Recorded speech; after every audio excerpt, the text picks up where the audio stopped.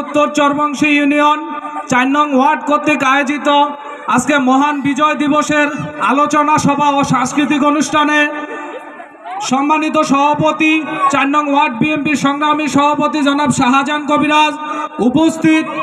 ২ নং আজকের সভার সম্মানিত প্রধান অতিথি ২ নং উত্তর চরবংশী ইউনিয়ন বিএনপির সভাপতি জনাব ফারুক আহমেদ কবিরাজ, সাধারণ সম্পাদক জনাব ইমাম হোসেন গাজী, সাবেক সাধারণ সম্পাদক আমির হোসেন সোহেল সহ উপস্থিত ইউনিয়ন নেতৃবৃন্দ সহ আমার সামনে উপস্থিত আমার মা ও বোনেরা, সবাইকে আমি ২ নং উত্তর চরবংশী ইউনিয়ন কৃষক দলের পক্ষ থেকে জানাই রক্তিম শুভেচ্ছা ও সালাম। আসসালামু আলাইকুম।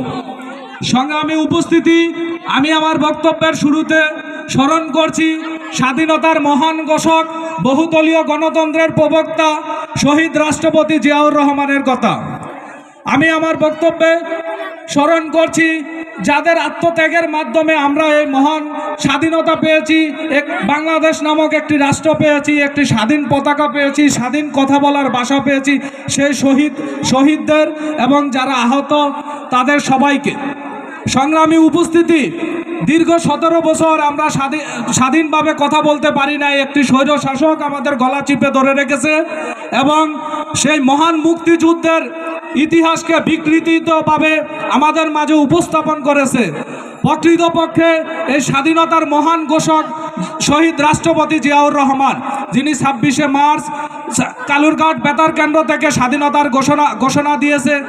আমরা এমন একটি দলের কথা বলছি যেই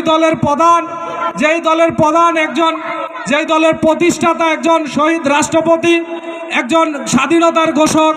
আমরা সেই দলের কথা বলছি যেই দলের প্রধান যিনি, উনি 3 বারের প্রধানমন্ত্রী। আমরা বেগম খালেদা জিয়ার কথা বলছি, যিনি একজন স্বাধীনতার ঘোষকের স্ত্রী ছিলেন, রাষ্ট্রপতির স্ত্রী ছিলেন। তিনি চাইলে বাংলাদেশে কিংবা বিশ্বের যে কোনো দেশে আপনার আনন্দে স্বাচ্ছন্দ্যে জীবনযাপন করতে পারতেন, কিন্তু তিনি তা করেন নাই। তিনি বাংলাদেশের মানুষকে ভালোবেসে, বাংলাদেশের মানুষের প্রতি বিশ্বাস রেখে তিনি আজও বাংলাদেশে আছে।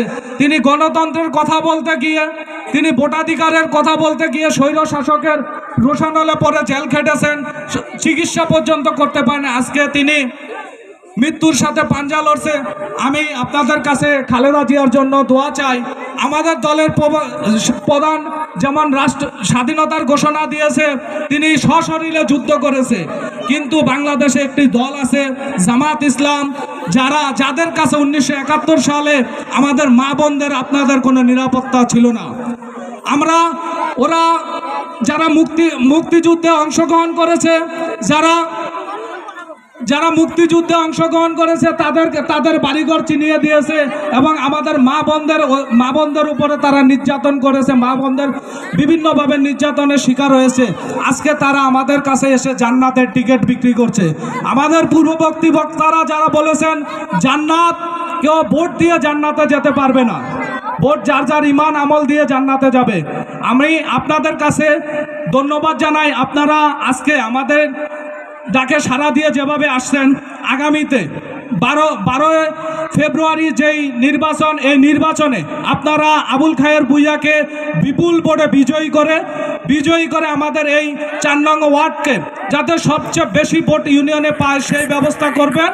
আজকে যারা এই যে আমাদের ইউনিয়নের নেতৃবৃন্দ আসছে, যেই ওয়ার্ডে যে সমস্যাগুলো আছে, আমাদের রাস্তাঘাট যা দরকার, আজকে ওনারা আসছে, যেহেতু আমরা দাওয়াত করছি, ওনারা আসছে। ভোটে যদি আপনারা জয়যুক্ত করতে পারেন, আমরা আবার ওনাদেরকে ডেকে এনে আমরা ওনাদের মাধ্যমে আমাদের ওয়ার্ডের সকল কাজগুলো করানোর চেষ্টা করব। এজন্য আপনারা জননেতা জনাব আবুল খায়ের ভূঁইয়াকে দানের শীষে ভোট দিয়ে বিজয়ী করবেন। এই বলে আমি আমার সংক্ষিপ্ত বক্তব্য শেষ করছি। বাংলাদেশ জিন্দাবাদ, বাংলাদেশ জাতীয়তাবাদী দল জিন্দাবাদ, জিন্দাবাদ।